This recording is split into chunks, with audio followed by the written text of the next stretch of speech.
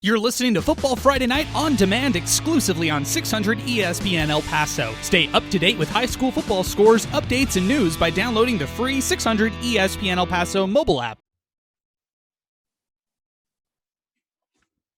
All right, welcome back to another edition of the Football Friday Night podcast on demand. Adrian, Broaddus, Alex, Nicolas, we're your hosts for this podcast.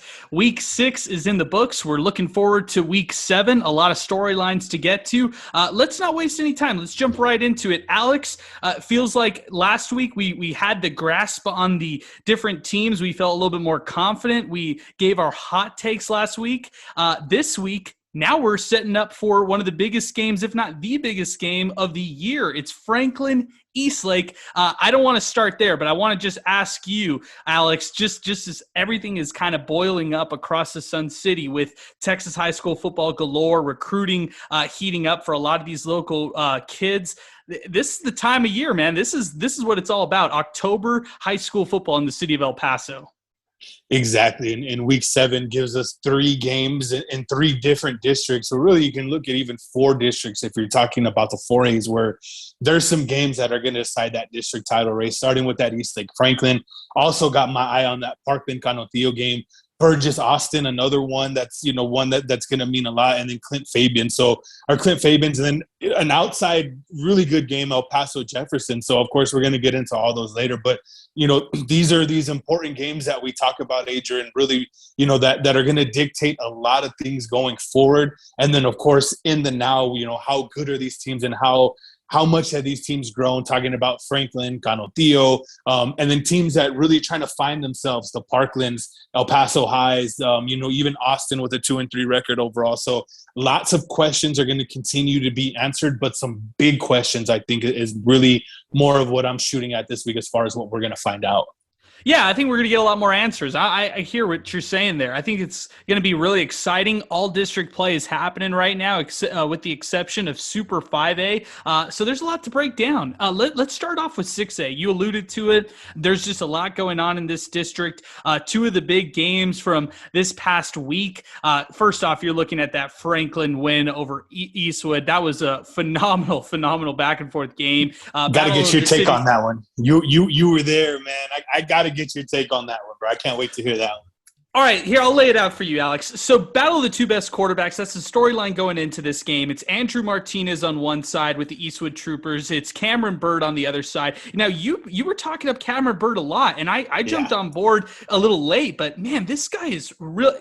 His vision and the way that you kind of described him, his execution on those just easy passes, it's just so precise, and his attention to detail is there. He gets a lot of players involved. He mixes in the run really nicely, and I'm talking about himself as a running quarterback. I mean, he finished the day 121 yards on the ground, pair of rushing scores, finished with almost 300 yards through the air, 3 passing touchdowns. He was the better quarterback on Friday simply because he played 4 quarters of complete football. Now, if you're going to ask me who's the more dynamic quarterback, I might look toward Andrew Martinez, who raced away with an 80-yard run in this game, and I'm sure you saw that clip.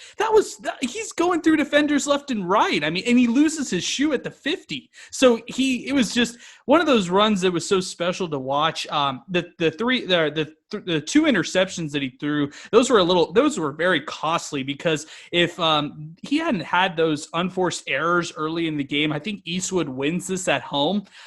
Franklin, you got to give them all the credit, though. They really they fought hard in this game. Defensively, they locked down. Shea Smith balling out. I mean, he's really coming through on the defensive side. And welcome back, Stephen Powers. He's back in the mix at the linebacker position.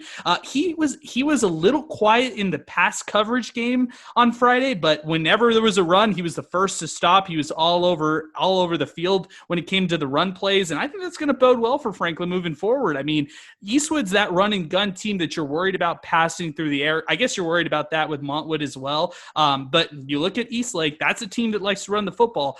I came away after this game thinking Franklin's the best team in the city, and I thought their defense was what impressed me more than anything. everything. I mean, this defense was able to slow down Eastwood in the end. I know it was a back and forth shootout, but I think that's just how some of these games go. But when it mattered, they came through. That defense shut down Eastwood in the final drive of the game and stopped them from scoring. I think that's where it really matters.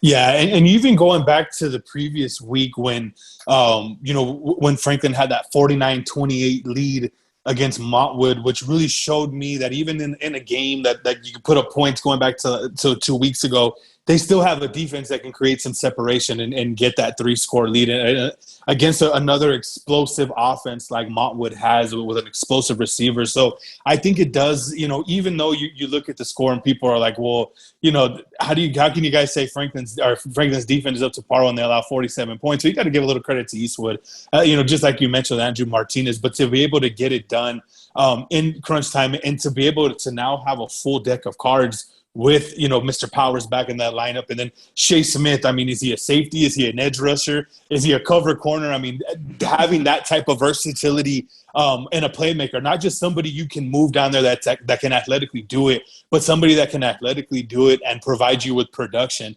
I think that's going to be big for Franklin to continue to evolve their defense with their leader coming back into the fold. And, to me with Franklin, it does start with that quarterback, with Cameron Bird. And you look at his last 3 games, 95% completion percentage as Andrews, 22 out of 23.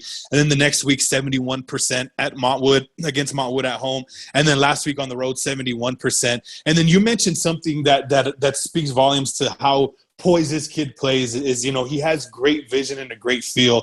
The previous 3 games, he didn't really run the ball that much. And then you look at the past 2 games where really it kind of matters a little bit in district play. He runs for 139 against Montwood, and then he follows that up with 2 scores and 121 yards against Eastwood. He has a good feel of it. He's not a guy like Andrew Martinez who can easily escape pressure. Bird's going to sit in that pocket. He's going to wait. He knows he has weapons, like you mentioned. So when he runs the ball the way that he has the past couple of weeks, that adds an extra dimension, and that's why you see 3 straight weeks with 40 or more points, and then now, back-to-back weeks where there's 49 and then 55. That's going to be tough to stop for any defense. And I think that alone, mixed with that defense, Adrian, looking at that, going ahead and looking at that Eastlake game coming up, I mean, it's going to be sort of pick your poison as far as how you're going to try to stop Franklin. But one thing that I want to talk up, though, is that Eastlake defense. That's going to be a big challenge. It's been a little bit underrated, I think, this year, looking at the top of the standings of these 2 teams. And that's going to be a big key for me in this game. The Eastlake defense, you're looking at some of the games that the lack of points that they've allowed, we were sort of waiting to see, this Eastlake defense sort of, maybe fall apart. Well, they haven't. They've only allowed 69 points in 5 games, and this is a very veteran type defense. So, we're going to have 2 strengths going at each other, that explosive Franklin offense that's really taken off since that Andrews game. And then really what to me has been a solid wall. And more than anything, I mean, you can look at Eastlake's defense and you're not going to see the stats. You're not going to see the sacks or the interceptions. They play stout. They play sound, and that's really going to be a key. And Franklin plays sound on offense. So that's going to be a very, very interesting matchup as we talk about those top of the standings matchup that's going to decide so much in that district. Real quick, back to Franklin. How did they not think of this before to use their targets like Miles McWhorter, Bo Sparks? I mean, this guy's amazing. This wide receiver is badass, Alex. And I look at Bo Sparks. I look at Dominic Hernandez, Dominic Arellano, Franco Hernandez, who in this game had over 100 receiving yards. Like, they have weapons galore. But then you look on the other side with Eastwood. I would love to have Curtis Murillo on my team as a wideout, and I'd love to have Michael Caldera as a wideout as well. And I like what they do with the run game. Samuel Lopez, they got Jake Chanowski. He's a nice tailback as well. I mean, these 2 offenses are high power offenses. I guess that leads me to my next thing with this Franklin team. I wonder if they're going to go back to having Stephen Powers back at the tailback position, or have Shea Smith come back and play a little bit of offense, or if they like what they have right now and they don't want to deviate from it.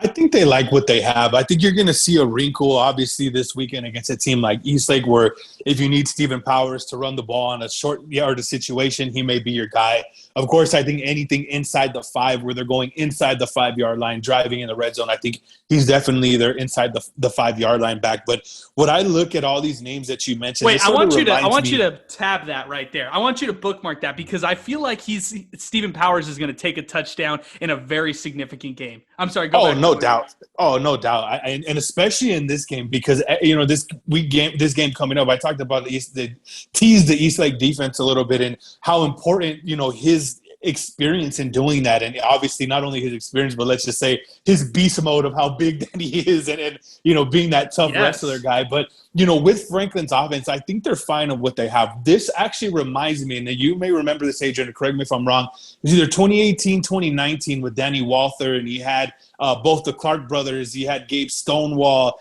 He had a couple of running backs and then there were some injuries that happened in that year that really broke that team down. But this really reminds me of what Franklin wants to be. They want to be multiple.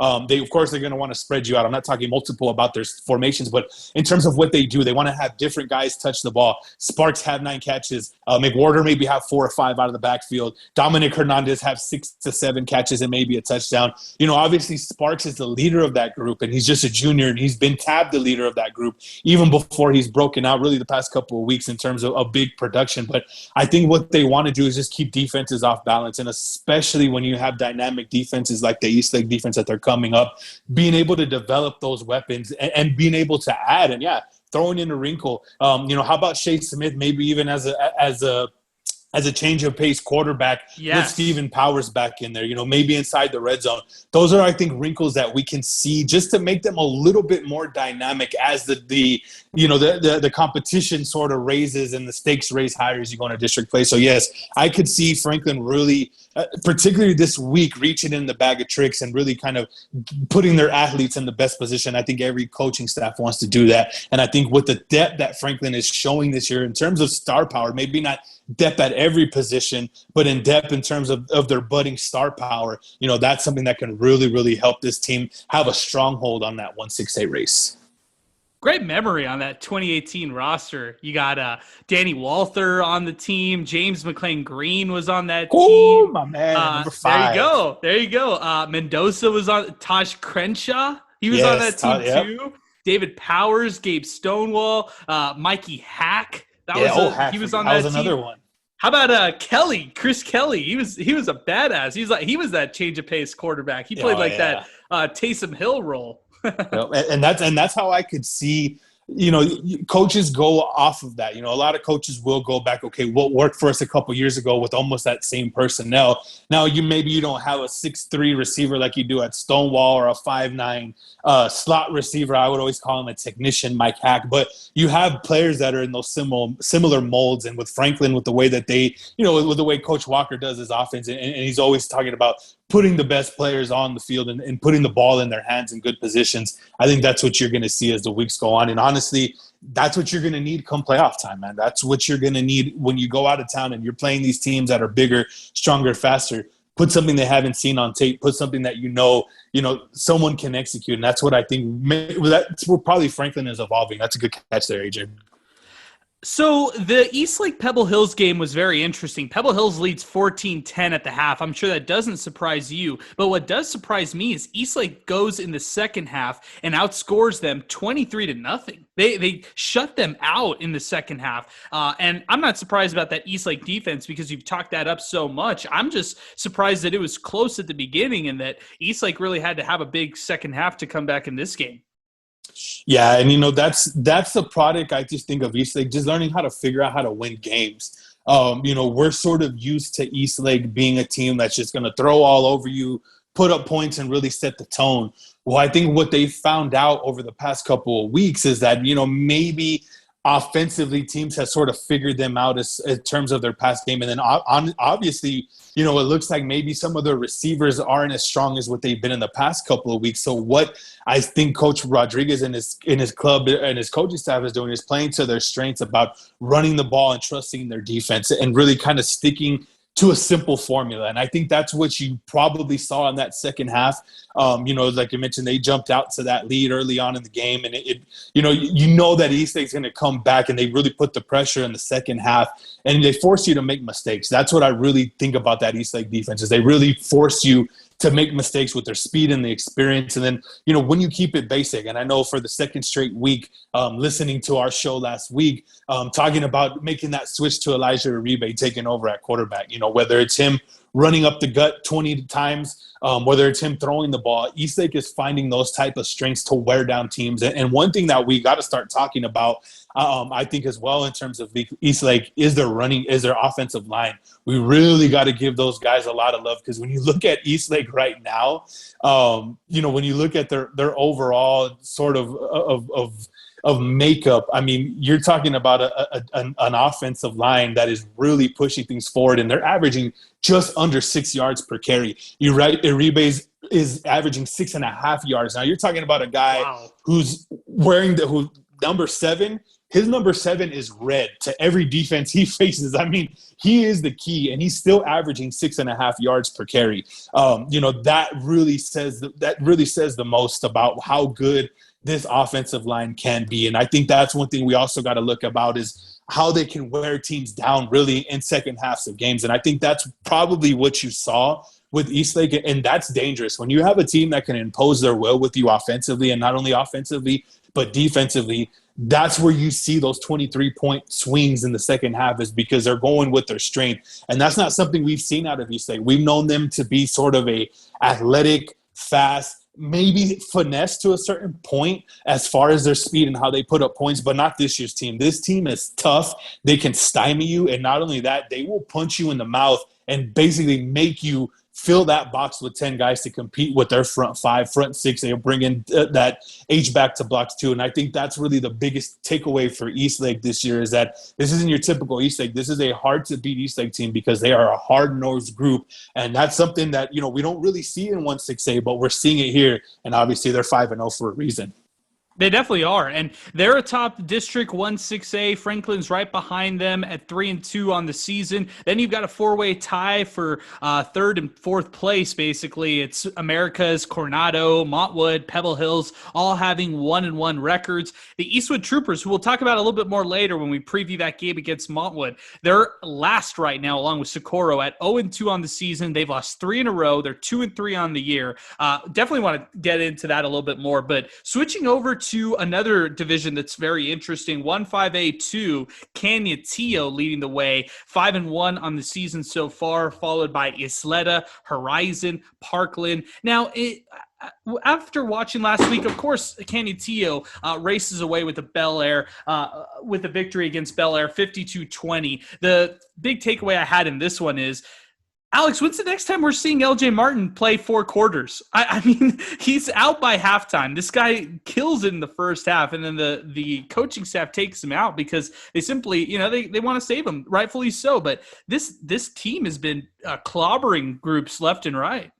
Yeah, and their biggest challenge could be this week. This could be their biggest challenge when you're talking about Parkland. But, to your point, even that's a stretch because of how well Cañetillo is playing, complementary football. It's not so, to me, yes, LJ Martin's the big player. He's going to get his yards, but the complementary football that we're seeing from their special teams unit to the defense and what Cañetillo's known, that's their calling card. But I think that's really tough to beat. They play sound as it is. But when they're executing and playing as sound as they are, I have a tough time seeing anybody in that district. Nobody really in that district has blown us away. Even we have questions about Parkland, and really, as the season has gone on, you see where Parkland is lacking in that experience. And I think that's really the only knock on Parkland this year. But when you look at the other end of the spectrum with Cañetillo, they have the experience, they have the depth, they have the defensive playmakers with Chuy Carrillo on that defensive side. Their front 3 is nasty and consistent. Their offensive line, their experience, I think they returned 4 starters, and you're seeing that with LJ back there. It's hard for me to even think that Parkland can keep this one close just because of the high that Cañetillo's on. Hey, when you're hot, you're hot. I watched the softball team win 6 games this weekend over the Enchilada team. When you're talking about football or any sport, you're hot, you're hot. And right now, to me, Cañetillo is hot. And that's where I really feel like, if they go in and blow away teams in the district, I know some people probably don't like that when you're talking about blowing teams away in district and then going into the playoffs. But I think that could just be continued confidence building for Canutillo. And it's not going to be a negative if they blow everybody away in their district, because they played some close games. They played a close game with a good Burgess team. They took Del Valle down to really the last play of that game, and Del Valle is a very good Division I 5A team. This Canutillo team, to me, the ceiling is very, very high. The only thing, just like you mentioned, though, and we got to watch out for those injuries. Get those guys out. When it's 28-0 and Coach Brooks has the feeling, save your guys, rest your guys, especially LJ Martin, Devin Granados. They're going to be important to their playoff run. So, yeah, it's hard for me to see anybody challenging them for district, and that includes Parkland. Well, let's talk about the Matadors. I mean, they lose this past week, and oh man, I don't even know what to call it. It's not an upset fashion, because what El Dorado did, beating them 50-46 with Thomas coming back with that kickoff return for a touchdown, walk-off kickoff return for a touchdown. Have you ever seen anything like that, Alex? I mean, credit to the El Dorado Aztecs for getting that, but man, if you're Parkland, you're just going, we should have won that game. That game is over. Yeah, I've seen walk-off extra points being taken back for 2 to win a game. Oh. I've seen, I've seen pick sixes that end overtimes. But yeah, that was definitely a first. And I got to give a shout out to Colin Beaver, where he's on the highlight show, and he says that he's over there setting out his video, editing the previous score, because that was supposed to be the game winner. Oh, and there goes the El Dorado guy going back for the touchdown. And so it surprised everybody, man, as far as those plays. But, to me, when I look at the bigger picture of football teams, that's going to make them better. That type of loss, that type of down, being down in the dumps like Parkland really has been this year, which is surprising for all of us. But, we continue to talk about that tough schedule that Coach Eric Frances has been pushing. And I think inside that locker room, I can guarantee you they're not worried about 1 and 5. I can guarantee you they're more concerned about getting either that second or top seed to be able to host the first round playoff game and get themselves in position to be ready for the playoffs. Yeah, imagine we're talking next week about a Parkland upset against Canutillo, and the whole division is flipped. I really wouldn't be that surprised at all. I mean, this is the district title right here. This is the matchup. And not to take away from teams like Ysleta and Horizon, who've gotten more wins than Parkland on the season so far. It's just a testament to the Matadors and where they've been. I mean, how many is it back-to-back district title winners out of this 3 district? straight. There 3 it is. straight. There And you go. look at the way that they started off the season with Eastwood, who's obviously struggling now, but, a team that they probably still they should have won that game. Andrus is going to win District 2-5A D2. Eastlake, obviously, we've talked about them. Bowie's having a down year. Del Valle, they hung with Del Valle for a little bit. Del Valle is obviously the best team in Super 5A. And then El Dorado is probably that second best team. So they haven't played any slouches. And I think that's, honestly, when we're looking at will Parkland turn the corner and beat Canutillo? To me, it started yesterday, or maybe even started Saturday, as far as Parkland's preparation. And to me, them having a good week of practice, figuring themselves out, kind of picking themselves up a little bit off the turf. But like I said, I don't think that 1-5 record is doing anything to the psyche of this team. I think what it's doing is preparing them for this moment right here.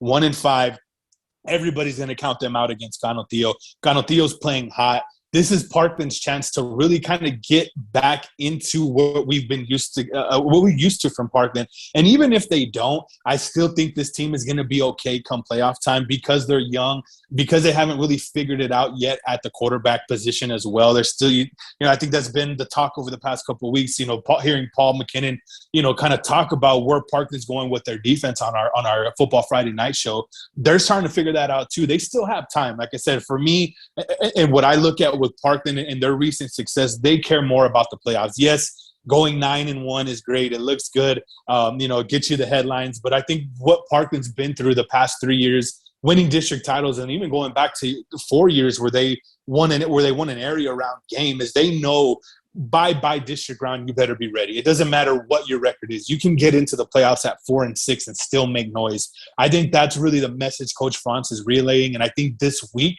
we'll see if that message is still being resonated or if these boys really can figure it out and go over there and really shake up, like you mentioned, shake up that 1-5A D2 district.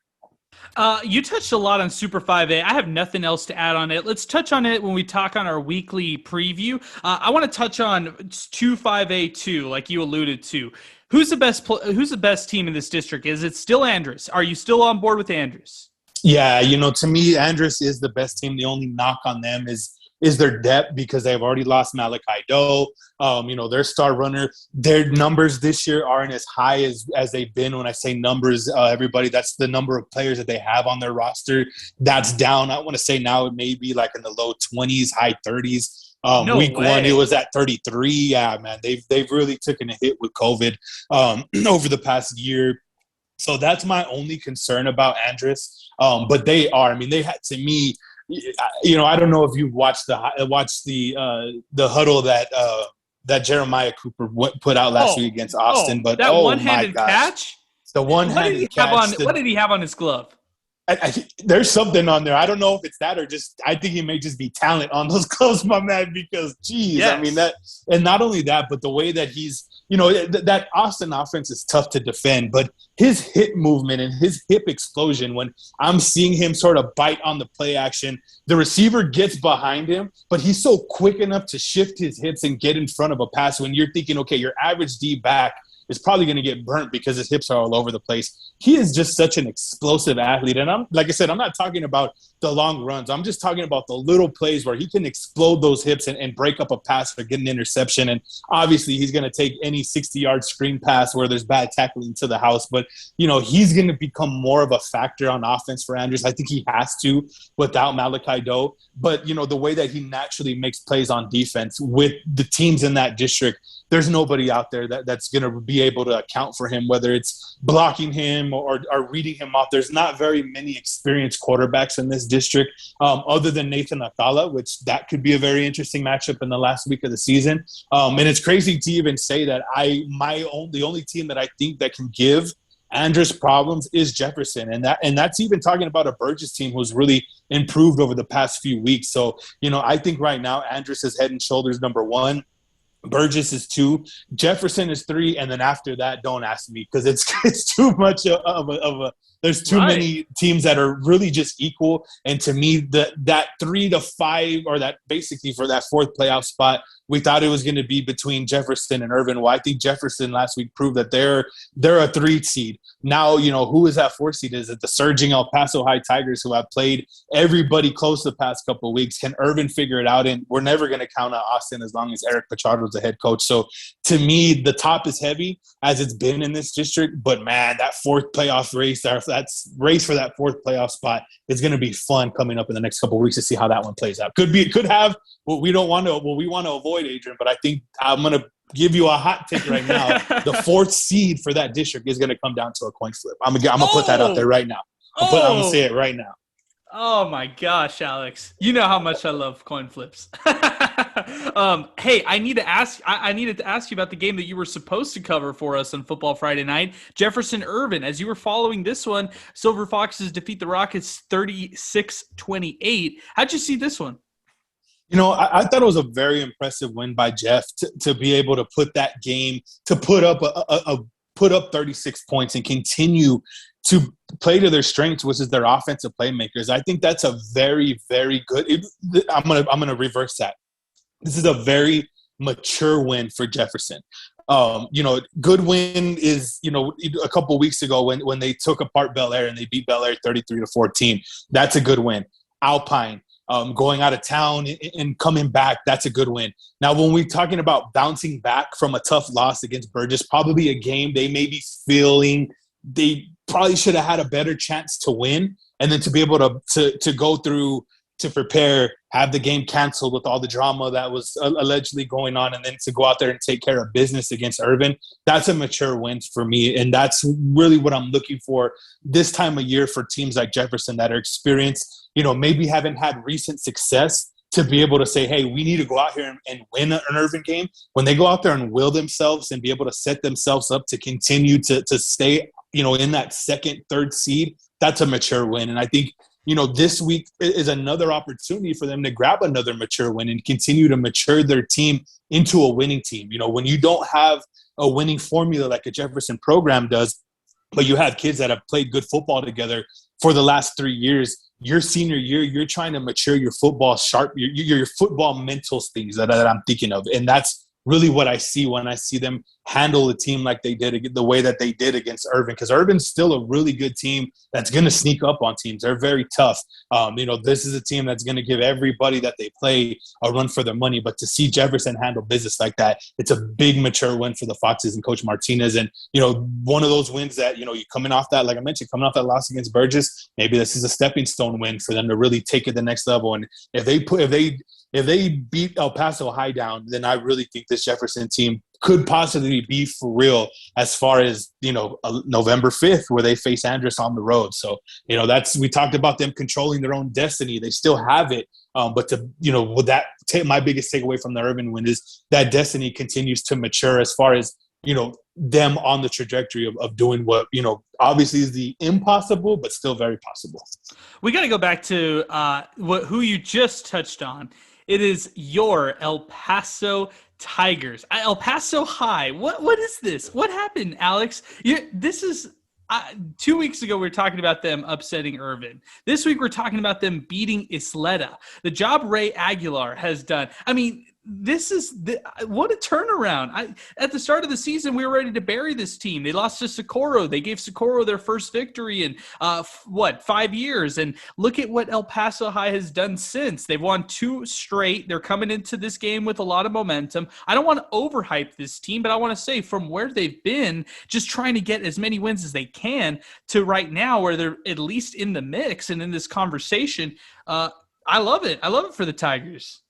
Yeah, and to me, it starts with the quarterback play. I think that's really the biggest improvement that you're seeing with El Paso High. Jerry Childers is becoming one of my favorite players in town. That's a tough club to get into, Jerry. Nice. So I love everybody, but the pedestal, I sort of raise it a little bit higher. Jerry Childers, you're looking at his past 2 games at Irvin. He goes 17 of 24, 230 yards, 2 touchdowns, no interceptions. Wow. Isleta, 14 of 24, 340 yards, 3 touchdowns, no interceptions. The previous 3 games, 340. The previous 3 games before that, he threw 2 interceptions against Riverside, an interception against Clinton, an interception against Socorro. Still had a good game against Socorro.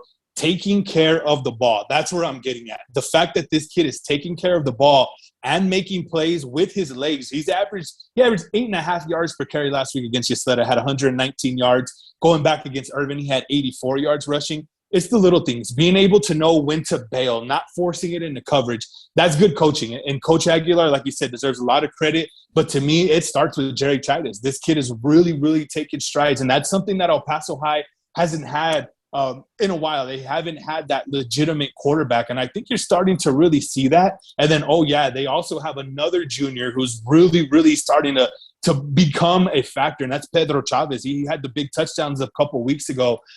This kid's really starting to come into his own as well. Just a junior, played a little bit on JV last year, so he has some experience, but you're looking at the steady production. Now, he's not bringing you big numbers, but you're looking at going back to Socorro game. He averages 4.8 yards per carry. Irvin, that big overtime win, 6.5 yards per carry, 3 touchdowns, 2 coming late. And then last week, just a tick under 4 yards per carry, but still pushes the needle, 63 yards. If they can get that 60 to 90 yard gauge from Pedro Chavez, that's going to help Mr. Childers out in that backfield. So I think what Coach Aguilar is figuring out is he has 2 very good playmakers that he needs to continue to develop. And those are 2 playmakers that can give any defenses, including Andress, a little bit of fits, going forward. So I think that's really what's credited. And like I said, Jerry Childers, for me, his when you get into that pedestal, your huddle gets watched every week and your stats get looked at every week. So that's why I'm pretty well versed in Jerry Childers' stats, because I've been real impressed with the juniors' progression over the past few weeks. Oh, I have too, Alex. I mean, I've been impressed with this whole squad and just the fact that they're in this mix. I'm totally with you on that. I want to move to Foray real quick and touch on, and this is where we'll kind of open up some of the preview talk. But when you look at last week, Riverside hung 70 points against Alpine, beat them 70-6. Mountain View played competitive against Pecos, lost 58-41. Clint falls to Chapin 42-20 in that game, and San Eli blanks Tornillo 27-0. Assuming Riverside handles San Eli, which is probably going to be the case this Friday, my eyes are just on Clint Fabens in a big way. This should be a really interesting game out of the 4A ranks. Yeah, it should. I mean, Fabens has played everybody close. I mean, San Angelo Lakeview is the only team that's beat them by more than a couple scores, and that was still a close game, I believe, early on, and it was only a 20-point loss, 28-8. And Lakeview, of course, everybody knows that's a really good team. So yeah, they played everybody close. I think Fabens is going to be able to muck up the game just like they normally do with their run game, and obviously Clint has a very good run game as well. So these two teams really know each other well. You're talking about preparing as far as what the other team's going to do. That's not going to be an issue. I think Fabens plays them close. I really feel like Clint maybe felt like they should have maybe made that Chapin game a little closer. I think it was a lot closer than a 42-20 score led on at the end of the game. Clint always plays everybody tough. Those 5As, they always give him a tough challenge. But, I think this is the one where I think Clint may struggle early on with Fabens. But, Clint, to me, their eyes are on Riverside. That's their goal this year. But Fabens can play spoiler. Fabens has played some very close games. They've only been outscored by 11 points all year long if you add up all their total points for and points against. So, even though they've lost 4 straight, they've been in pretty much every game that they've lost. I mean, you got forget going back to that Tornillo game. They took one on the chin against Tornillo a few weeks ago or at the beginning of the season. But, I really think that this team is going to – it's a district game. They're going to get up. And, like I said, for Clint, really staying consistent, I think, is what Clint wants to do. They don't want to let any opponent kind of creep up on them because, like we mentioned, their Super Bowl or the district title is next week against Riverside in a sense. All right, I want to talk a little recruiting storylines with you, Alex, before we get to our full week preview coming here to week 7. First off, with recruiting, want to touch on Tyrone McDuffie, Parkland offensive lineman, who this weekend made a visit, actually an official visit, it looked like, to Colorado, met the Buffalo coaching staff, had an article written by 247 Sports on him, and just as who he is as a prospect. Look, this guy's 6'3", 280. He's out of the class of 2023, meaning he's a junior right now, has offers from UTEP, has offers from New Mexico, Incarnate Word, and now Colorado, who hosted him. Your thoughts on Tyrone McDuffie making a nice visit this weekend? The weekend is nice for Mr. McDuffie. He's really sort of come on as far as a recruit. As far as name recognition, I'm going to say this, though. Where we're going to see him really, really explode is going to be over the summer. I know he was invited. I want to say, somebody reach out to me, correct me if I'm wrong, but I want to say he was invited to Alabama's top prospect camp. He may be even invited to Texas's camp. This is a guy that you're going to see really this coming summer, see his recruiting take off. And it's really because of the work that he's going to put in at these camps. And that's where we've seen McDuffie really take off. He's been to a lot of different camps. He's already gotten his name out there. Obviously, record-wise, this is not a banner year for Parkland to help raise his recruiting profile like it's done with a couple other former Matadors. But I think for McDuffie, that Colorado offer is going to turn into more Power 5 offers. I think when coaches – for the first time, what's one thing that we got to think about with these 2023s and these 2022s is coaches really haven't physically evaluated these prospects in person because they haven't been able to go out and recruit.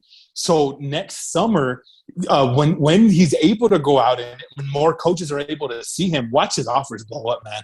His footwork has been something that a lot of coaches have talked about since he was in 8th grade of how good of footwork he has. And in Division I offensive line coaches, whether it's at the FBS level or the FCS level, they salivate over that. So as well as McDuffie has done so far in his recruiting, I think the future, he's not even touching the ceiling as far as, being able to be ranked. I think going into his senior year, once he gets evaluated more, like by the 24/7 sports guys, by the rival guys, we could see 3 stars next to his name. He's a 3-star to me. Just anybody that's 6'3", 280 and that can move like him, and not only that, he's a pretty good basketball player as well. You got to slap 3 stars on him. So I think for that, over this summer, you're going to see that really, really explode, and you're going to probably see a lot of very good Power 5 offers come his way. So I think for McDuffie, it's continuing to do what he's doing in the season, but once the season ends, get back in that weight room, continue to work, and then once camp time comes around,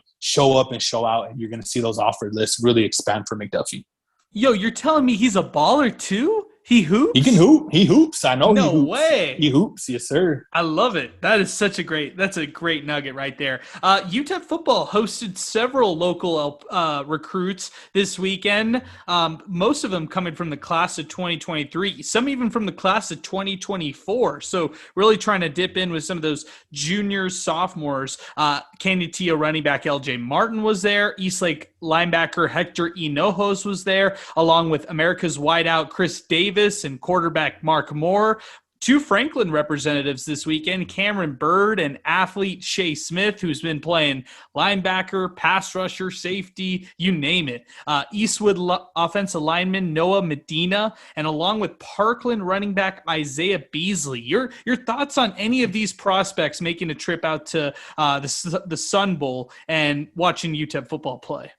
What's crazy is we've talked about each of these kids, whether it's been in length or whether by mention, throughout our podcast this season and even on Football Friday Night. I mean, those are playmakers. I think the one that really stands out to me, and everybody's going to kind of be like, what? Like, didn't expect that. But Hector Hinojos from nice Eastlake, I think that is going to be a very interesting prospect as far as like where he goes, where he sort of projects. Because, if you look at really like his stats and the numbers that he puts up, I mean, this kid's talented, and he's not only that, but he's versatile when you're talking about like his college prospects, because he plays an outside backer right now, as far as him being a junior, and he still has this year to go, next year to grow. He could turn out to be a 6'2", 200-pounder that could be a safety. Like that's what he really, really intrigues me, because he's a big part of that defense. And not only that, but, you're looking at special teams where he's blocked a punt early on in the year against Parkland as well. I saw that clip, and you look at really his tackling numbers each week. I mean, he's you're looking at him here, and I laugh because every week he's over 14 tackles. That's been his lowest output against Pebble Hills. And he has 5 tackles for loss at that outside linebacker position. And it is like a 3-3-5, maybe like a 3-4 slant that they try to run. They move him around everywhere. So he has versatility, and I really think that's an interesting name that could come about. But also, too, Cameron Bird. You're looking at what I'm looking at with UTEP, with Hardison, sort of becoming an upperclassman in the next couple of years. You got to find a quarterback for the future. And Cameron Bird has shown that he's pretty darn accurate.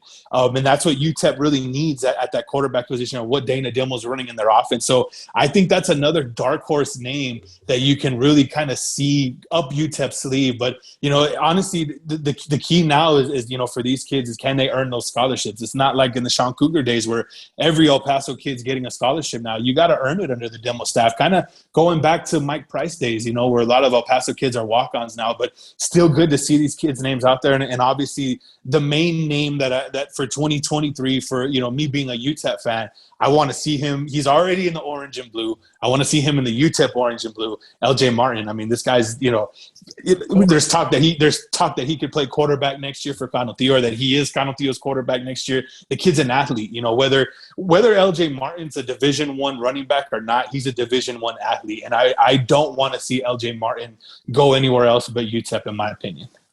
I love the name right there with LJ being thrown in the mix. I like the fact that you mentioned Hector Hinojos.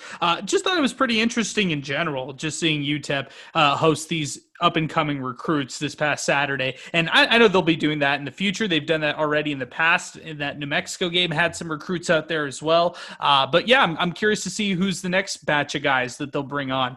Want to touch on one thing also. Let's be honest. If I mention this guy on Football Friday Night, it's not a big mistake, because this guy if he could, he would be catching passes from Mason Standifer, but this is hot off the press, and I think it's huge news. KJ Lewis, you covered him so many different times, Alex, throughout his Chapin basketball career. He gets an offer today from the reigning national champions, the Baylor Bears. How about that?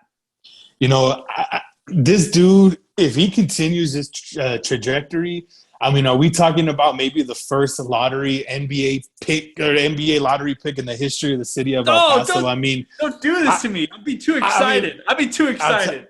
Did you see that putback dunk he had in that AAU game? I mean, this kid, he's the real deal, man. He's the real deal. And, you're starting to see, offers like that. You're going to see that, his stock is going to rise just incrementally, because, in increments because of what he's doing. Like I mentioned with McDuffie, going to these camps upcoming, what he's done in the AAU scene has just been ridiculous, man. And yeah, hey, Coach Lewis, let him catch some passes, man. I want to see him jump ball, go up there and rip one down from an El Dorado defender in the back of the sack end zone. Because this kid, I'm sure he could play. He could probably ball too in football. But yeah, I mean, KJ Lewis, this kid, we're gonna be talking about him like we're talking about Aaron Jones right now, man. And I'm just gonna leave it like that. I think y'all could use your imagination to see where I'm going there. Oh, I can't wait, man. KJ Lewis is on such a great trajectory. He's such a great person overall. Yep. He would be balling out on the gridiron if he could. I don't think it's just Coach Lewis. I think it's his mom. I mean, and everybody around, it's probably him. He's like, I can't do this. So I'm with you completely, though. Great stuff for KJ Lewis getting that offer right off the press today. So love that. Let's go back. Let's start talking about this week, and we'll start off where we kind of left off with 5A Division II, and I want to talk about a certain game with the El Paso Tigers and the Jefferson Silver Foxes. You alluded to this game, Alex. Should be a great one. El Paso has won back-to-back. Jefferson coming off a big win. This is right here going to be a very interesting game that could have playoff implications. Now, if El Paso High wins, we're talking about a team who's tied for first place. If Jefferson wins on this one, we're talking about a team that could cement themselves as a potential playoff team. And like you said, if they're able to do it by a lot, if they're able to distance themselves from El Paso at any point in this game and really show that they've taken full control, that bodes very well for the Silver Foxes. Yeah, I think for both teams, this game is going to set the barometer going forward. Here's some hot takes I'm going to spit at you. If El Paso High beats Jefferson, the Tigers are going to make the playoffs. I don't see how they can falter from where they've come the past couple of weeks. And of course, beating Jefferson, it's going to take a heck of an effort, a Herculean effort, maybe even another double overtime win. That's what really gets a program going. And what Coach Ray Aguilar is trying to build, a 2-0 start, you're back even at 3-3. You beat a Jefferson team that, I'm going to talk about what they're playing for right now, but you beat that Jefferson team. You set yourself up really to control your own destiny. And I think a team, like we mentioned, with budding playmakers, that's going to go a long way for confidence. Now, the other side on Jefferson, I think if Jefferson wins this game, they're locked into that 3 seed. I don't see how they fall off of that, because if there's a quote-unquote trap game for them to fall a game behind themselves and where they want to be for that third place game, it's going to be this week against El Paso High. So I think if Jefferson is able to continue the wave that they rode, even going back to that Burgess game where they really gave Burgess all they can handle, bouncing back against Irvin last week, they're locked into that 3 seed. But like I mentioned, El Paso High, that's, I'm don't want to say I'm rooting for El Paso High, but I think an El Paso High win creates so much chaos in this district because, like I mentioned, you got to take El Paso High as a serious playoff contender after that. And it's crazy to even say, but that district, like I mentioned, that district is wide open from, if Jefferson loses this game, it's going to be wide open from 3 down, because you got to talk about, the Austin El Paso matchups, the Jefferson Austin El Paso matchups meaning something as far as playoff elimination. So, that's why I really feel like El Paso High can really, really do some damage as far as, really juxtaposing the standings going forward with the big win. I'm not saying El Paso High is going to win, but I will predict that if El Paso High wins, the Tigers are in the playoffs. I love it. That's a great prediction right there. Anything on Burgess Austin? Not much on this one. Burgess 3 in a row. They should win this one. Austin's reeling right now, Alex. 3 straight losses. We touched on this earlier. Anything that more you want to add on this one? It should feels like a big Burgess win here. Yeah, I would say Burgess is probably like an 18, 19 point favorite. Yeah. But I mentioned, I never would count out Coach Pichardo. So while I feel Burgess, will win this game, it's not going to be surprising to see this a 14-14 game either going into halftime or late fourth quarter. You know what I mean? As well as Austin has played as far as being the underdog the past couple years. But yeah, on paper, Burgess shouldn't have an issue with Austin. Like you mentioned, Austin's really rebuilding. That rebuilding is sort of turning into reeling now. But this is one of those games that's going to dictate that. If Burgess goes out there and dusts the floor with him, then we can really say, okay, Austin, what then we got to look a little bit deeper into Austin as far as, can this team pick themselves out of an 0-2 hole and get themselves in the playoff race? But, I'm sort of with you. I think Burgess should cruise. This should be a game where we're continuing to see the confidence of their quarterback, Andy Rutledge, and really to see, Tavares Jones explode the way we thought he would in his senior year. Going to Super 5A. El Central back in the mix for an El Paso school taking on it's Del Valle on the road taking on El Central. And you were at that game. You covered that game. We were on the same inside the same press box there, Alex. This is interesting that the 5-1 Conquistadors will take on the 2-4 Spartans out of town right before they hit district play.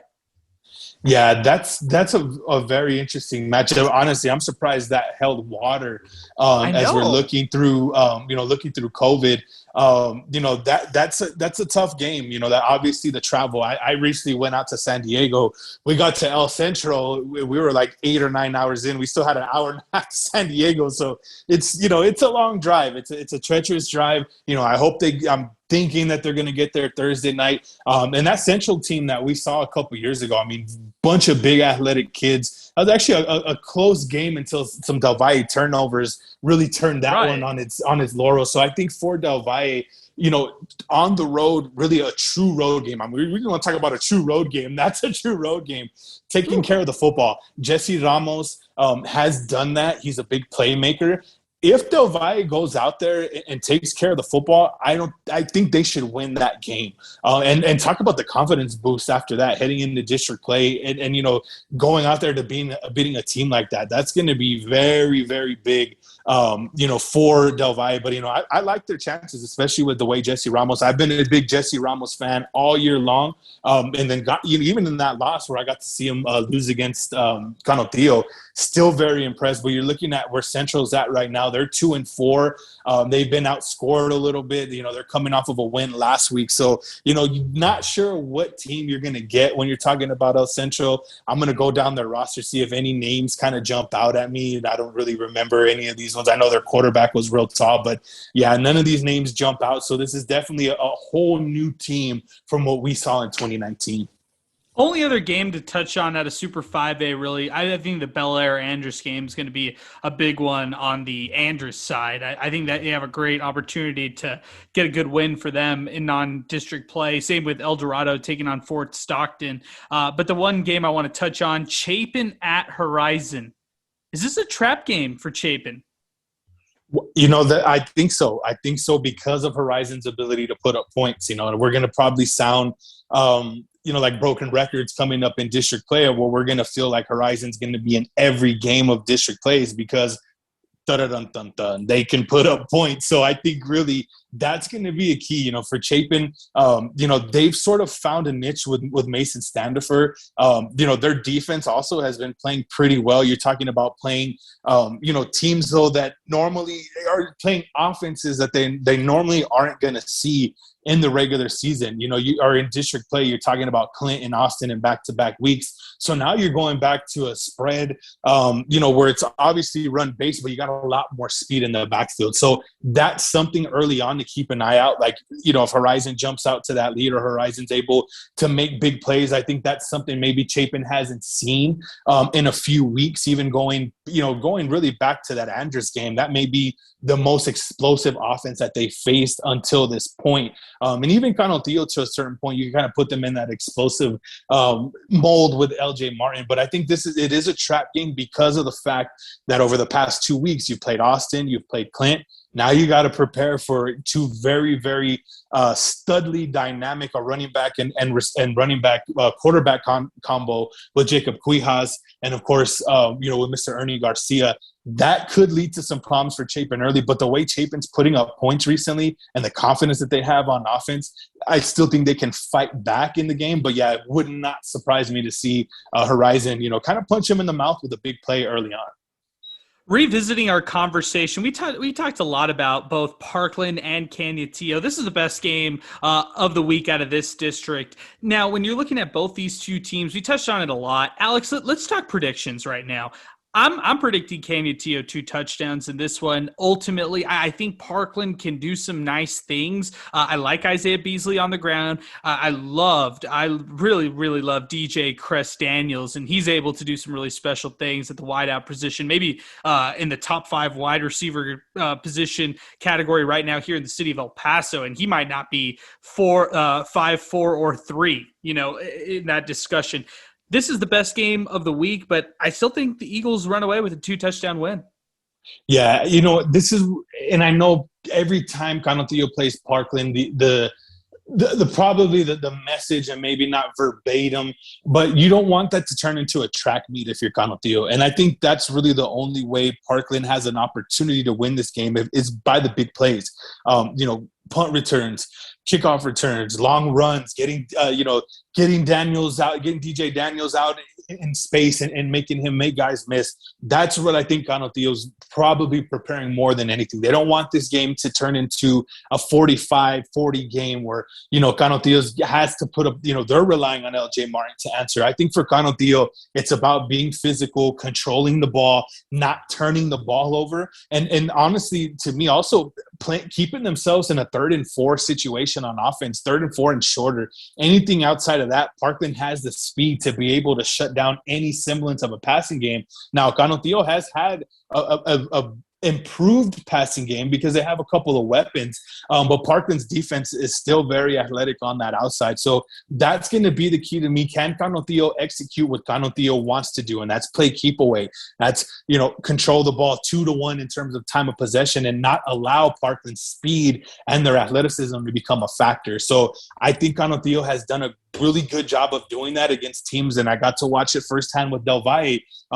Parkland obviously has a little bit more explosive speed than what Del Valle brings, but that's going to be the key. If Parkland's able to roll off some big plays early, that's going to soften up Canontillo in certain areas. So I think that's the first quarter and a half, I think, for Canontillo to be able to establish their running game, establish their defense playing in Parkland's backfield, and really pushing Parkland in the 3rd and longs and forcing Parkland to punt rather than big plays. That's going to be huge. If Canontillo's defense can put Parkland in 3rd down situations, that is going to, Parkland's doesn't have an experienced quarterback to make those key plays that you're going to need on a 3rd down in an important game like this. So, I really feel Canontillo is really going to make Parkland play left-handed in this game. And to me, that's advantage Canontillo. And in that case, seeing Canontillo win by a couple scores is not out of the realm of possibility if they're able to execute what Canontillo wants to do. Here's my pick for second best game of the week. It's Montwood-Eastwood. I love this game for so many reasons, Alex, and I'm ready to throw it out there. And I think you might be ready too. I'm picking Montwood. I'm picking Montwood in the close one. Melendez has been impressive. I like Melendez last year. I wish he had a little bit more juice on the ground as far as just help. I like Oaxaca as my number 1 receiver in the city. I think he's just outstanding. And then defensively, I think that's where they get you. I'm picking Montwood. I'm picking Montwood against Eastwood in this game. I'm very impressed with the Eastwood Troopers, but I think they're reeling right now. You know, losing 3 straight, feeling like they have to win every game. That's just not a great place to be when you're a team. And I know Julio Lopez will do a great job getting them into the playoffs. I don't have any doubts there, but I have doubts about this game. I'm picking Montwood. Yeah, it's a gut check game for Eastwood. You know, it really, really is. They're not done quite yet, but if they lose, they're done. It's hard to see them really. I mean, it's anytime you lose more than 2 games in a district season, you know, it's miracles have to happen for you to make the playoffs. So, you know, really Eastwood's playing for their season this weekend. And you know, I agree with you, Adrian. I would put Montwood as a 3.5, 4-point favorite in this one because of, you know, Eastwood really falling off the past couple of weeks, even going back 3 weeks ago when they took a pretty hard loss in San Antonio. Now, albeit that's a very good team that they played out there. But, you know, for them to lose 48-7, that's not what we expected out of Eastwood, especially the way that Eastwood's played against some of these big-time out-of-town opponents the past couple of years. So, you know, to me, Eastwood's season is on the line. Montwood's the favorite. You know, obviously Montwood's coming in with a little bit more confidence overall. But, you know, to me, my prediction of this game, it's a toss-up. You know, I'll tell you what, though, there's going to be more than 80 combined points scored in this game. I would set that over-under like 81, 82.5 because that scoreboard is going to light. Is there a doubleheader on Thursday? I got to ask you that. Is there a doubleheader or is it just one game? I gotta check this. I'm checking this on the fly. This is the no. No, there's no doubleheader. It's a 7 o'clock kick. Yeah, because if there was a doubleheader, people probably wouldn't get out of there until midnight. That's really what I was waiting for. But yeah, everybody should get out of there around 10:30. I have Thursday night softball. I'm gonna hopefully I should be able to get over there because this is gonna be one of those games, man. It's gonna be one of those games where it's gonna go back and forth, momentum swings, turnovers, special teams plays. You know, it's hard for me to predict, give a confident prediction just because of Eastwood's explosiveness on offense. But, you know, Montwood's the favorite. You know, this game, it really is Montwood's to lose because what that's also going to do for Montwood, that pretty much knocks out one other playoff team, you know what I mean, from the race that you have a game up on. So I think for Montwood, the stakes are a little bit higher for them, or the pressure may be a little bit higher, you know, for them to go out there and grab this win and to keep themselves their head above water in terms of being 2-1 going into what would be the midway point of district play. Man, that's going to be a great game. I can't get over it. I can't get over that. 3 straight weeks, Alex. 3 straight weeks of the SAC having great games. I mean, last week you see the amazing finish between Parkland El Dorado. 2 weeks ago you see the upset of Pebble Hills over Eastwood. Yep. And then, you know, going even back to that Thursday game where, like you mentioned, Pebble Hills, Eastwood, that one, double dip this week. And then, you know, I think, what do you got? Hey, who knows? What if Socorro Pebble Hills turns into a crazy game Friday, that 4 o'clock game, you know what I mean? There you go. Up this week. So, yeah, man, always fun games at the SAC. And like we mentioned, you know, we mentioned this probably 3 weeks ago, really even before probably 2 or 3 weeks before district play started, of how 1-6A is. It's going to be crazy. It's going to be wild every week, and you know, those fans that get to watch games at the SAC every week, I mean, they're in for a treat, man. Yeah, I got to try to make it out there. It's a lot. There's a lot going on that day. The Rams are playing the Seahawks. I'm on life support right now with the Rams, so this is an emotional roller coaster. So I don't know. Maybe they got Wi-Fi up there at the SAC that is good enough for me to stream the game. Let's see. Or you can listen on 600 ESPN El Paso. There you go. You're the plug right there. I need to ask you for the connections. That's right. That's great, dude. I love that. Game of the week. I can't wait to talk about this one. I mean, on one side you have Darren Walker is back. Stephen Powers is back. Shea Smith is back in terms of production in the way that he performed against the Eastwood Troopers. The Franklin Cougars right now have the second best record in 6A. They are 2-0 to start off district play, had a shootout against Eastwood and beat them on their territory. And then in week 1, you look all the way back to how they started off the season in week 1 against Rio Rancho Cleveland, struggling struggling, trying to find their identity offensively. And now where we're at now, heading into this Eastlake game, the Cougars are riding a lot of momentum, and they've got the talent to do it. But on the other side, the Falcons, the only perfect 5-0 record in the city of El Paso, they are the number one team right now here in the city by definition.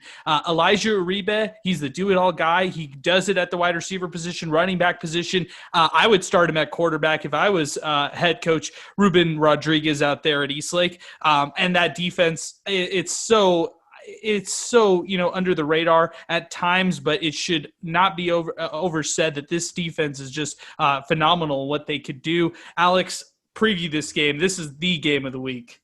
I mean, fire meets steel, man. And when my biggest matchup in this game is that Franklin offense, who's averaging 510 yards of offense in their last 3 wins, against an Eastlake defense who's really, nobody's scored on them. Nobody's able to figure out how to make adjustments in the second half. That's what I'm looking at is, you're talking about one team's major strength against the other team's major strength. And that's Franklin's offense over the past few weeks, and really Eastlake's defense, where nobody's really been able to figure out how to score more than 14 points in a game against Eastlake. That's as many points as they've allowed all season long. And, America's was finding a way with the run game, and then they went away from it. Even going back to week 1 where, El Dorado just could not figure out anything of what Eastlake was going to do defensively. That's the big matchup for me. That's going to be the matchup that's going to dictate things, because if that Eastlake defense comes up and gives Franklin an issue, Eastlake's going to control the ball on the other side with the run game with Elijah Uribe. And, we've seen Franklin, give up points in a sense, you know what I mean? And I think that's really what's going to be the big key. If that Eastlake defense is able to slow down, hold Franklin to at least a clip where they're not gashing them, I think that's really the key. If Franklin is in a position where they're getting 7 or 8 yards per play, that's not what you want to be with Eastlake. Eastlake really, kind of going back to what I was talking about with that Parkland game, if you're Eastlake, you want to put Franklin in those 3rd and long situations. You don't want Franklin gashing you on 1st and 2nd down, and that's something that Eastlake's defense has been very good.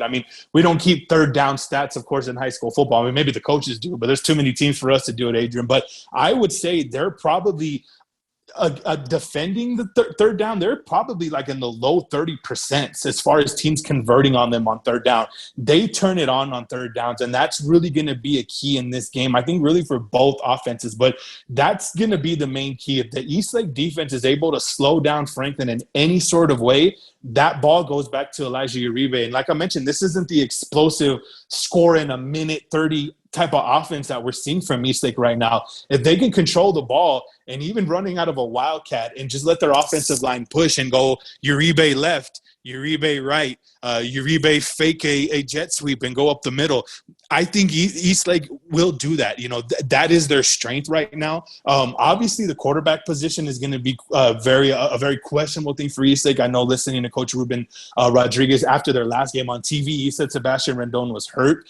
They're hoping to get him back this week, so that's something to also keep an eye on as well. But there's just so many variables that you can look at. But to me, Franklin's offense versus Eastlake's defense, that's going to be the key. That's going to be the big dictating thing as far as how this game is going to go, whether it's going to be high scoring, whether it's a game where Franklin runs away with it, which to me is kind of a high possibility. I would think Franklin is, you're looking at records, Eastlake's 5-0, they haven't really been in a close game all year long, but the way Franklin's playing right now and their ability to put up points, and I keep going back to a couple of weeks ago when they were neck and neck with Montwood, and all of a sudden you hear Franklin 49, Montwood 28. That's what I can possibly see in this game if Eastlake's defense isn't up to par, is how explosive Franklin can be. And, man, I'm just excited for this one, man. This is going to be a tremendous game, and blessed by the high school football gods to be able to call this one, man. This is going to be an all-timer, Alex. I can't wait to hear the coverage from you on Friday. It's going to be a great week. Week 7 is here. We're really in the thick of it, man. Can't wait to. The next time we talk about this and talk about high school sports, we're going to be talking about who's winning District 6A, probably. Yep. Yeah, and this is what it is. We talked about at the beginning of district play where we thought that Eastwood, it was going to come down to Eastwood, was going to come down to Eastlake. And then we were kind of worried. We were kind of wondering who's going to be the third. We saw against Andrus when we started talking about that they had that ability. Well, now it's really between Eastlake and Franklin at this point, as far as, the teams that are showing that they can control their own destiny. And that's what makes this one just a little bit more important. And not only that, you're looking sort of at both teams. This is going to set after this game, every game is going to be a big game. Even for Eastlake, who plays Socorro next week, that's really what's going to happen. And you're looking at, well, who has probably the easiest schedule going forward after this? I mean, you would have to put it to Franklin. Eastlake still has to play Eastwood at home, which I'm looking forward to. I got next Friday off to watch that 4:00 game in the SAC, and then they play at the SAC, and then they play Montwood. So those are two tough games for Eastlake. Where Eastlake loses this game, they're in a tough position depending on how that Eastwood game shakes out this week. So for both teams, more for I think maybe the pressure is on Eastlake, because for Franklin, after this, they have Socorro, Coronado, America's Pebble Hills, who I think they would be highly favored in all four of those games. But for Eastlake, they still got some tough games coming up, man. So this is an important, very, very important game. I think more for for Eastlake going into Eastwood next week.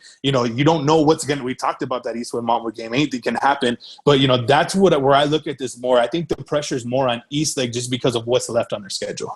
Oh, I can't wait for it, Alex. Hey, follow Alex on Twitter at NicholasAlex915. Check out his great work at 600 ESPN El Paso with Football Friday Night. Alex, can't wait to do it again this weekend, man. Gosh, what a great week we have ahead.